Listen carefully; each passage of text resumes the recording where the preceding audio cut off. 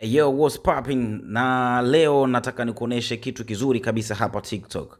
Na kitu chenyewe ambacho nataka kwenda kukuonesha hapa ni kwenda hapa kwenye hii alama ya kujumlisha hii nyeusi hapa chini.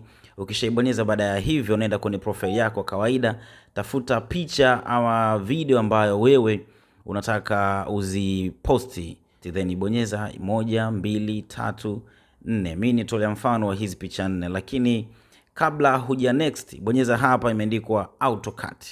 Hii AutoCut. Ukibonyeza AutoCut itajigenerate kama hiyo, utasubiri kidogo process ifanyike.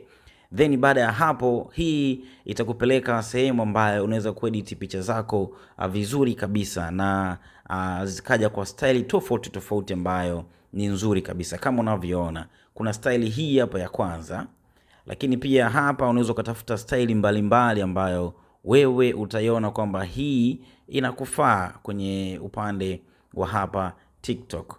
Style zipo nyingi hapa chini. Kwa mfano kama hii inakuja na muziki wake, sikiliza.